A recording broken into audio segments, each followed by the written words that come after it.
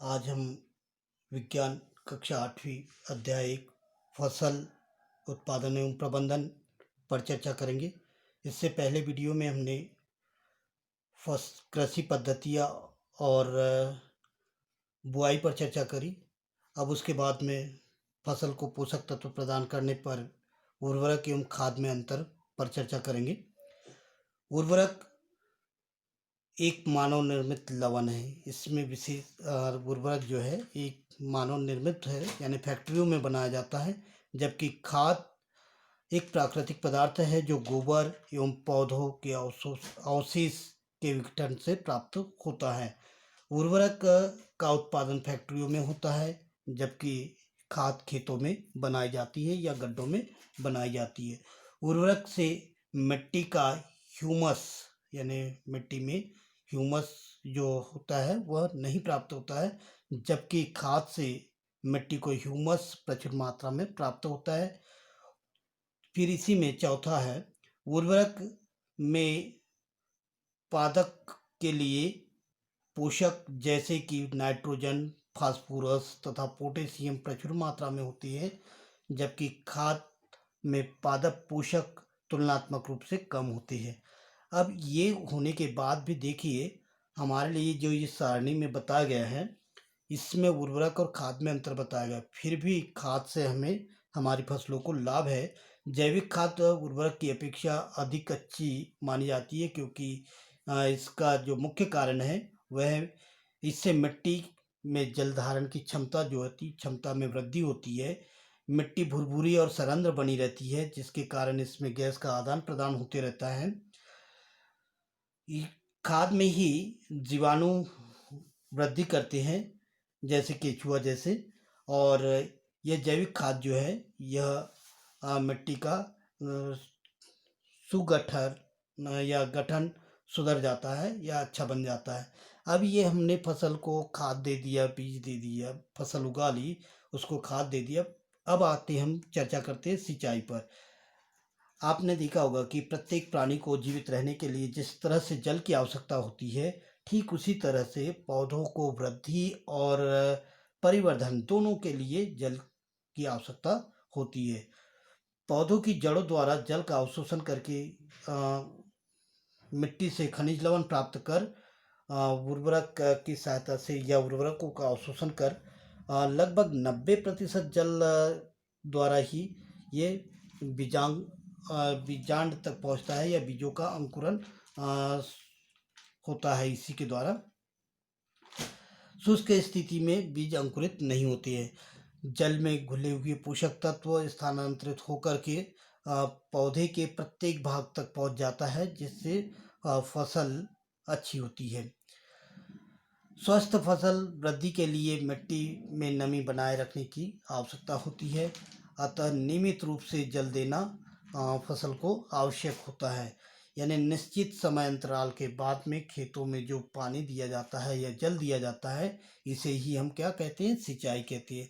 यानी प्रश्न बनेगा कि सिंचाई किसे कहते हैं, तो आप बताएंगे कि निश्चित समय अंतराल पर खेत में जल देना ही सिंचाई कहलाता है। सिंचाई का समय एवं बारंबारता फसलों और मिट्टी की शक्ति पर निर्भर करता है, या मिट्टी के प्रकार पर निर्भर करता है कि किस प्रकार की मिट्टी है और वहाँ पर फसल कौन सी लगाई गई है, ये उस पर निर्भर करता है। गर्मी में जो पानी देने की आवश्यकता होती है या जल देने की आवश्यकता होती है या सिंचाई की आवश्यकता होती है, वो अपेक्षाकृत बहुत अधिक होती है अन्य ऋतु की अपेक्षाएं। सिंचाई के स्रोत पर चर्चा करेंगे तो सिंचाई के स्रोत हमारे पास कुएं, जलकूप, तालाब, झील, नदियाँ, बांध और नहर, इन स्रोतों से हम जल की मतलब फसलों की सिंचाई कर सकते हैं। अब सिंचाई के पारंपरिक तरीके जो है, कुएं तथा झीलों एवं नहरों में उपलब्ध जल को निकालने के लिए, खेतों में सींचने के लिए भिन्न भिन्न प्रकार के उपकरणों का उपयोग किया जाता है। इसमें मशीनरी भी हो सकती है, मतलब मशीनों का भी उपयोग किया जा सकता है। जैसे पहले पुराने समय में परंपरागत में मोट यानी घिरनी पर जो चलती थी, फिर चैन पंप, ढेकली, रहट, तुलक के समान कार्य करती है। ये आपके ये चित्र दिखाए गए हैं। ये हमारी मोट है, जिस तरह से मोट चलती थी। ये हमारे चेन पंप है, मतलब एक सिरा डूबा है, दूसरे से अपन पानी उसमें डाल सकते हैं। ये ढेकली, ये इस तरह से अंदर जाती फिर निकालते हैं। और ये रहट है जो बैल के द्वारा चलती है।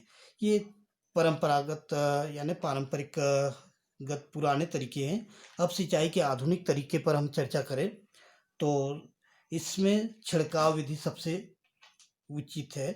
इस विधि में क्या होता है कि एक पाइपलाइन बिछा दी जाती है और उसमें फुहारे निकाले जाते हैं। आपने देखा होगा फुहारे, ये उस तरह से सिंचाई करने की विधि है। नोजल इसमें रहते हैं, नोजल घूमते जाते हैं और जैसा वर्षा का पानी होता है वैसे ये फुहारे के रूप में सिंचाई करते हैं। इसके बाद में ड्रिप तंत्र एक दूसरी विधि है।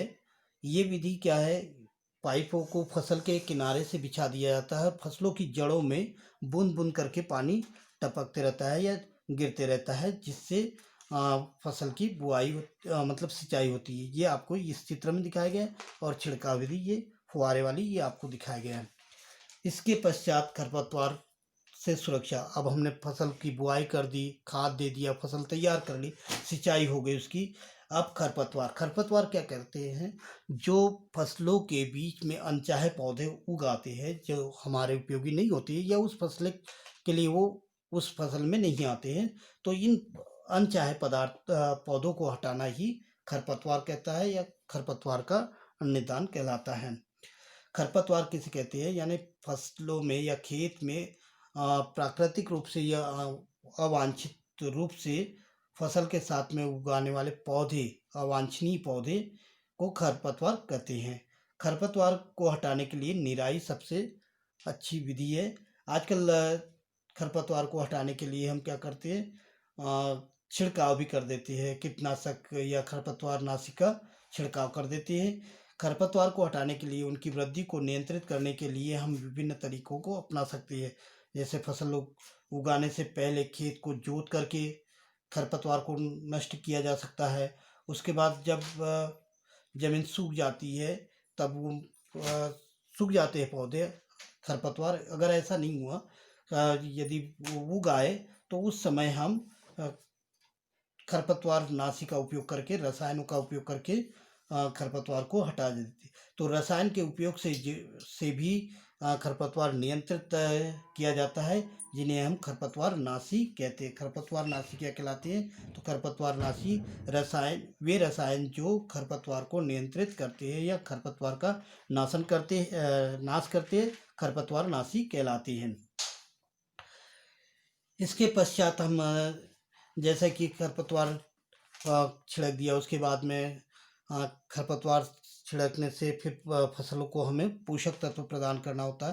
तो उसकी हमें ये ध्यान रखना है कि जिस खरपतवार नाशी का हम उपयोग कर रहे हैं वो फसल को नुकसान तो नहीं पहुंचा रहे हैं, नहीं तो उसके लिए हमें उपयोगी खरपतवार नाशी का उपयोग करना होगा।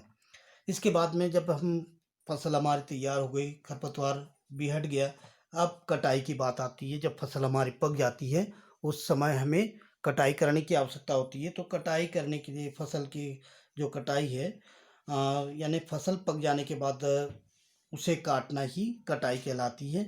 तो कटाई करने के लिए पौधों को खींचकर, उखाड़कर या धरातल से काट करके हटा दिया जाता है।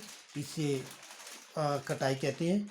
ये लगभग 2 से 3 महीने के समय में होती है। हमारे देश में दराती से भी कटाई की जाती है, हार्वेस्टर से भी कटाई होती है और कटाई होने के बाद में थ्रेसिंग किया जाता है, जिससे दाना निकल आता है, अनाज निकल आता है। अनाज को अलग करना, जिसके लिए भी अलग अलग प्रक्रियाएं हैं। फिर जब कटाई हो गई, कटाई के बाद में हमने अनाज कर लिया, तो अब उस अनाज निकाल लिया, तो अब उसका भंडारण किया जाता है।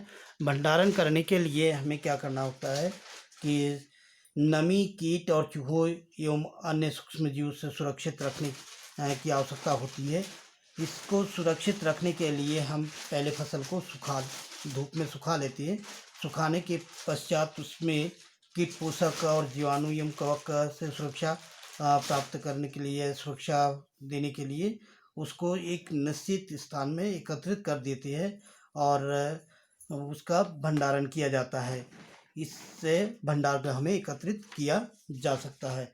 इस तरह से हमने इसका फसल को उत्पादन, बुआई, उसके बाद में उसमें पोषक तत्व देना, उसके बाद सिंचाई करना, सिंचाई के बाद में फसल को काटना और उसका भंडारण करते हैं। भंडारण के पश्चात हम आते हैं जंतुओं से भोजन।